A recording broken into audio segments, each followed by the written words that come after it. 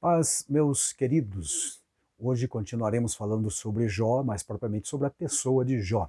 Não temos uma biografia muito extensa deste homem de Deus que viveu lá nos recuados tempos dos patriarcas, conforme dados cronológicos históricos de vários historiadores. Mas temos sim alguns em traços ligeiros, rápidos, um perfil dele que nos permite entender como era o caráter deste homem de Deus. No capítulo 1 e o verso 1, na introdução do livro, encontramos as quatro virtudes ou atitudes praticadas na vida de Jó, realidades existentes na vida desse homem de Deus, que o próprio Senhor Deus reconheceu e testemunhou para os céus ouvirem diante de Satanás, inclusive, que estava por lá, registrado em duas ocasiões, prestando relatório de suas atividades pela terra, conforme lemos no capítulo 1 de Jó. Lemos então no capítulo 1, verso 1. Havia um homem na terra de Uz, cujo nome era Jó, e este era homem sincero, reto, temente a Deus e desviava-se do mal. Desviava-se do mal. Ou afastava-se, mantinha-se afastado do mal. Integridade, retidão, temor a Deus e desviando-se do mal. São atitudes, são comportamentos virtuosos que Deus espera encontrar em todos os seus filhos em qualquer tempo. Então é hora de nos voltarmos para o velho livro de Jó, conforme alguns, o mais antigo livro da Bíblia Sagrada, e que não é apenas uma alegoria, uma história fictícia. Jó não é uma pessoa lendária apenas, mas é uma pessoa real, uma figura central, personagem central. Há pelo menos dois textos na Bíblia fora do livro de Jó que testemunham esta realidade. Um deles é Ezequiel 14, versos 14 e 20, que tratam da sua justiça. E o Senhor Deus diz ao profeta Ezequiel que se houvesse, hipoteticamente, um juízo determinado de Deus sobre uma determinada cidade, e nessa cidade estivessem lá os três personagens bíblicos, o Noé, o Daniel e o Jó.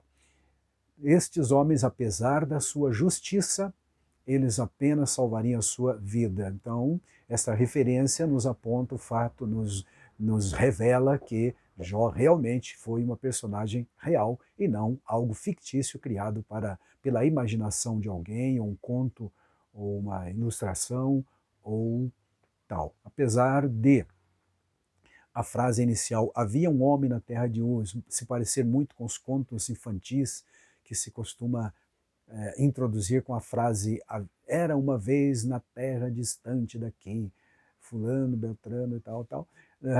Na verdade, esse livro conta a história real de sofrimento, primeiro de prosperidade. Antes ainda de falar da sua prosperidade, fala-se da piedade de um homem justo, de um homem temente a Deus, que viveu para Deus, apesar de ser próspero, apesar de rico, apesar de uma família grande, com muitas lutas certamente para a manutenção de toda a situação e a administração destes bens. Havia muita gente ao seu serviço também, muitos servos lá na sua fazenda ou na sua terra ou na sua casa.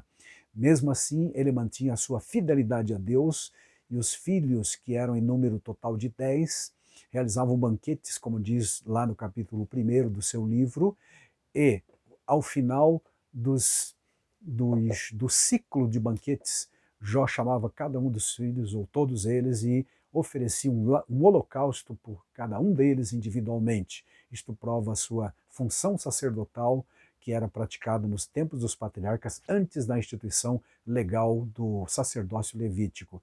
Mesmo porque Jó nasceu numa terra de Uz, que os geógrafos estudiosos não conseguem localizar exatamente onde ficava, mas sabe-se que ficava fora de Israel. Consequentemente, este homem não era israelita, mesmo, possivelmente viveu antes de Abraão. Há quem diga que ele era descendente de Naor, ou mesmo de Esaú, porque morava próximo a Edom. Dizem que esta terra de Uz era ao sul de Edom, e algumas dessas informações esparsas, mas nenhuma delas com muita precisão. Portanto, não sabemos exatamente onde onde se localizava efetivamente, e também quais eram os antepassados de Jó, quem era o seu pai, os seus descendentes. Não há esta informação. Quis Deus que assim fosse, e nós temos que ler o livro, extrair as suas lições preciosas, porque é um livro inspirado, faz parte do cânone sagrado, ou seja, da coleção dos livros sagrados, e é-nos dado como presente de Deus para ânimo da nossa fé. E como diz Paulo em Romanos 15, verso 4, tudo que foi escrito para o nosso ensino foi escrito. Então há muito o que aprender com o livro de Jó. E hoje, mais do que o livro, como eu disse, vamos focar na pessoa do Jó, na pessoa do Jó. Havia então esse homem que morava em Uz, e com estas 4 qualidades importantíssimas. De novo, sincero, reto, temente a Deus e desviando-se do mal. Pensando mais detidamente sobre estas qualidades, podemos desdobrar um pouco esta verdade e pensar, por exemplo, na primeira delas, que é a integridade, ou sinceridade, como temos na revista corrigida da Sociedade Bíblica do Brasil, a versão. Íntegro significa algo inteiro, completo, e aponta para gente que assim ou que assim se entrega completamente a uma causa que abraçou, a fé, a sua atitude. Ele está de coração realmente fazendo com tudo que com tudo que pode, o que acha que deve ser feito, e isso, no caso dele, para a glória de Deus e para a felicidade, inclusive, dele e dos seus familiares também. Bom, das definições que encontramos para esta virtude, também encontramos que é alguém que vive totalmente probo, ou seja, honrado, irrepreensível. Gostei disso. Então, ser íntegro é viver uma vida irrepreensível, que não é passível de repreensões, porque anda corretamente, uma conduta que não merece correção. Daí dizermos que ele tinha um caráter irretocável ou ilibado, que não precisava acrescentar nada, era um homem completo realmente em si. Alguns tradutores, como já dissemos, por exemplo, a revista e corrigida de Almeida, da Sociedade Bíblica do Brasil, preferiu o termo sincero, que tem muito a ver com transparência,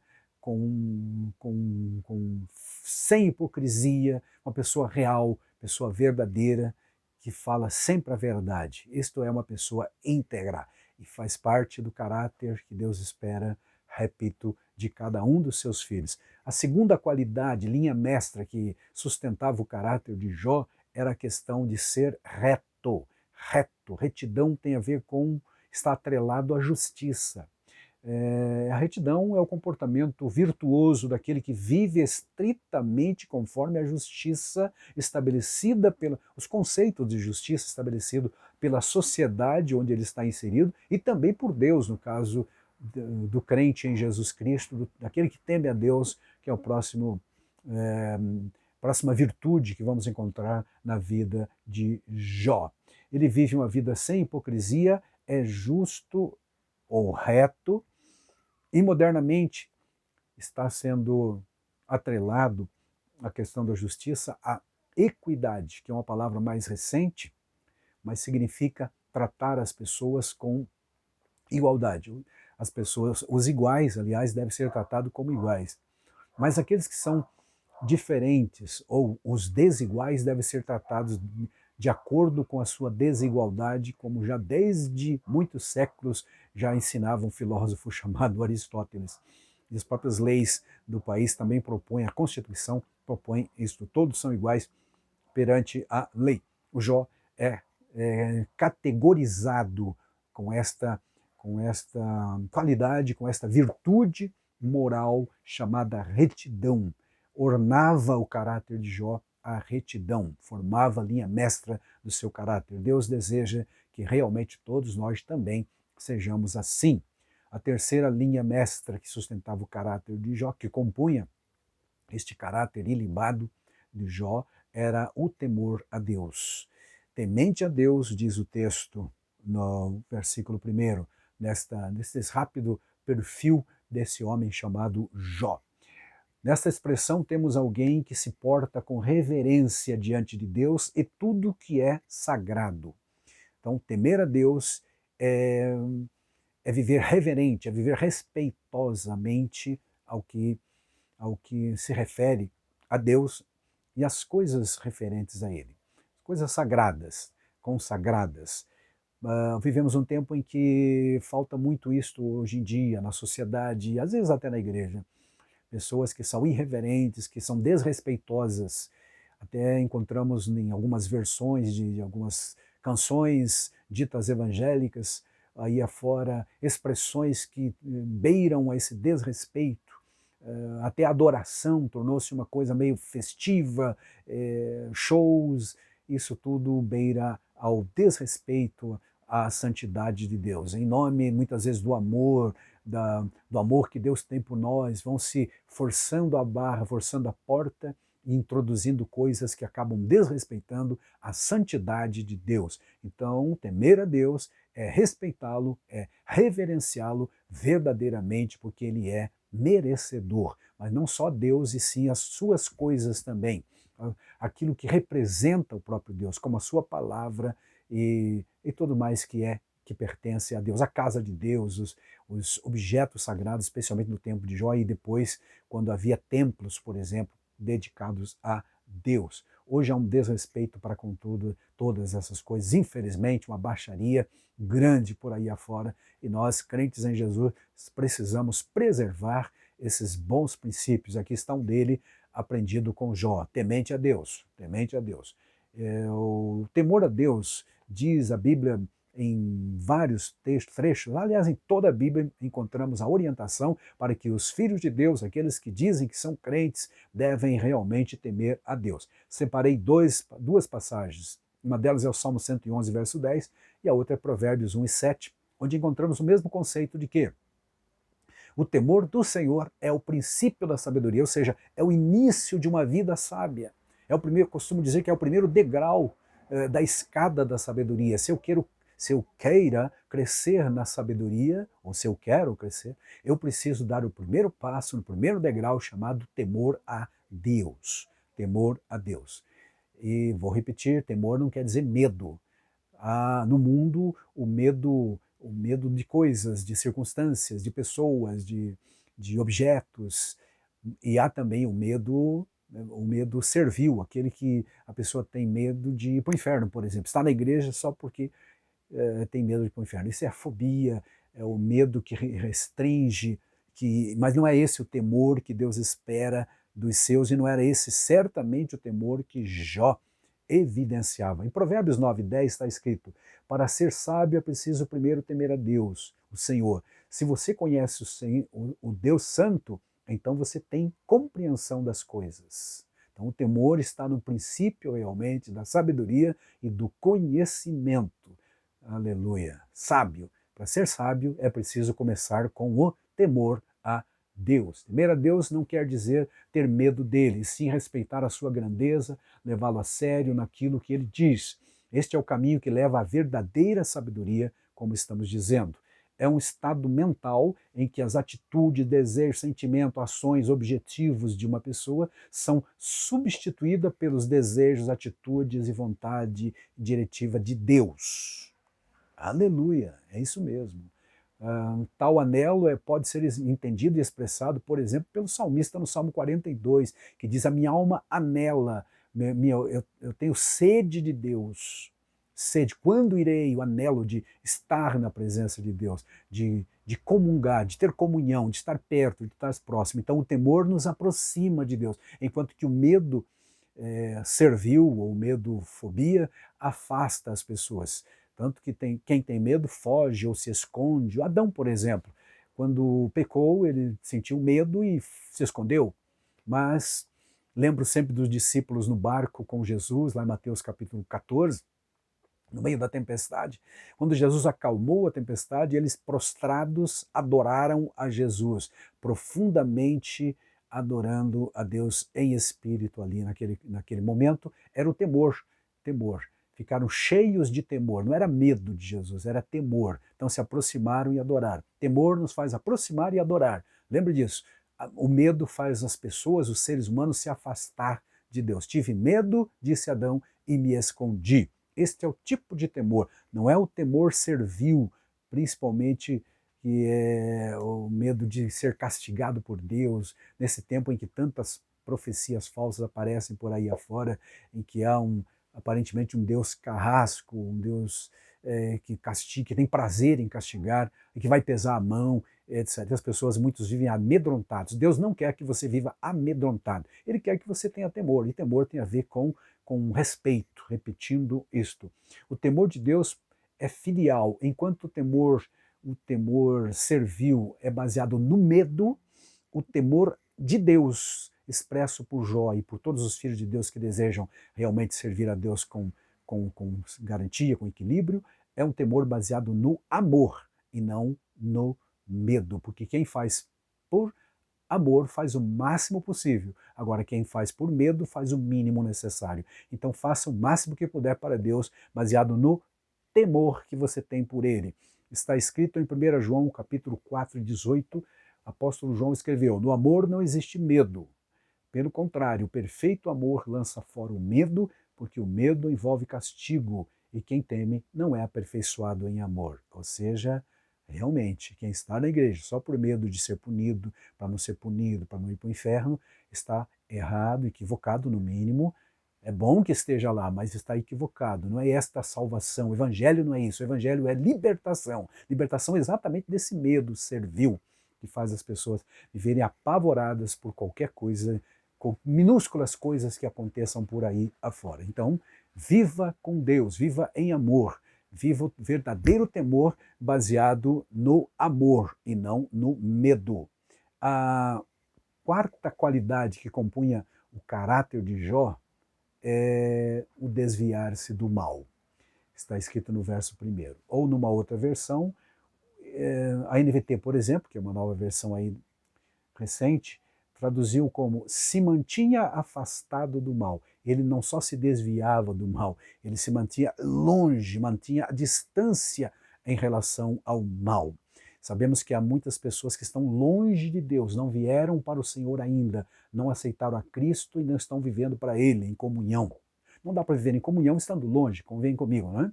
Então é preciso estar perto para ter comunhão. E estar perto implica desviar-se do que é errado para se aproximar de Deus, porque Deus não aprova absolutamente nada do que é mal. E embora complexo para ser definido essa questão o mal com L, podemos sintetizar dizendo que o foco aqui na Bíblia em geral é o mal moral, não é o mal físico de calamidades, de dores, mas é um mal moral. Então quando diz que ele se desviava do mal, quer dizer moralmente, eticamente, ele se mantinha afastado de comportamentos que poderiam prejudicá-los na sua vida, no seu ambiente, no seu lar, na sua casa. Jó evitava certamente ambientes que pudessem incitá-lo a tentações. E aí eu lembrei-me do Salmo 101, verso 3, onde o salmista diz: não colocarei coisa má diante dos meus olhos, porque essas coisas más irão penetrar via nossos olhos para o cérebro, que interpretará quadros muitas vezes pecaminosos, e isto vai se manifestar em obras muitas vezes de pecado. Então, evitar a fonte alimentadora do pecado, desviar-se do mal, é o conselho da Bíblia toda. Aleluia. Jó 31:1, por exemplo, tem uma coisa interessante que ele disse lá. Pode ser que Jó, lá pelos idos do seu tempo patriarcal, o mal que ele disse que se desviava era não participar de um culto pagão, não ir a um templo dedicado a deuses estranhos, ou também circunstâncias sensuais, porque Jó 31:1 diz, está escrito lá sobre ele: fiz uma aliança com os meus olhos de não olhar com cobiça para nenhuma jovem, ou seja, a tentação sensual. Ele mantinha-se longe desses quadros. E quando o Salmo 101:3 diz para não colocar coisa má diante dos meus olhos, na verdade é o testemunho do salmista sobre isso, é um belo conselho a todos nós em um tempo que tanto os males físicos estão à nossa volta, quanto também os males via meios de comunicação, as mídias sociais e outras tantas coisas complexas com as quais convivemos nesse tempo pós-moderno. No Novo Testamento nós vamos encontrar orientações de Paulo variadas, por exemplo, 1 Timóteo 6:11, ele diz para Timóteo: você, porém, homem de Deus, que é um homem de Deus, fuja de todas as coisas más, busque a justiça. Mais adiante, na segunda carta a esse mesmo pastor Timóteo, ele escreve: fuja de tudo que estimule as paixões da juventude. Em vez disso, busque a justiça, a fidelidade, amor, paz, na companhia daqueles que invocam o Senhor. Em suma, essa passagem quer dizer o seguinte: fique perto, tenha comunhão, congregue, comungue com as pessoas em ambientes reais ou virtuais que servem e temem a Deus. Estes poderão te ajudar. Aqueles que não fazem isso poderão te estragar, poderão te contaminar, te contagiar. E nós estamos sabendo muito bem o que é estar perto e ser contagiado. Então mantenha a distância daquilo que não presta. Em outro texto magnífico, 1 Tessalonicenses 5, 19 ao 22, o 22 ele diz que nós devemos nos abster de toda aparência ou forma de mal. Mantenham-se afastados de toda forma de mal, no 22. Mas no verso anterior, ele havia escrito lá, está escrito: examinai tudo, ficai com o que é bom. E no anterior, no 19, diz: não apagueis, não inutilizareis a obra do Espírito. Deixa o Espírito agir no seu coração, na sua vida, direcionar. Porque disse Jesus que o Espírito vem para convencer o homem do pecado, da justiça e do juízo. Em João 16:8. E aqui Paulo está dizendo: deixa o Espírito agir, faça um julgamento. Ele diz que é para julgar até as profecias que ouvimos nas igrejas ou nos nossos lares ou em qualquer lugar. Não vai dizendo amém a tudo que ouve. Não absorva tudo. Examine, faça julgamentos concisos, corretos, honestos, sinceros. Fique com o que é bom. E no 22, então, abstenha-se até daquilo que aparenta ser mal. Jó fazia isso, desviava-se do mal. Desviava-se do mal. Assim aprendemos com Jó a ficarmos firmes mesmo nas tempestades mais duras, doloridas ou cruéis, pois no fim Deus aparecerá e nos coroará e nos conduzirá a uma retumbante vitória. É o que eu desejo ao seu coração, à sua vida, meu querido irmão, minha querida irmã. Fica com Deus, que Deus continue te abençoando grandemente. E lembre-se, assim como Jó, Deus espera que sejamos pessoas sinceras, retas, tementes a Deus e desviando-se do mal.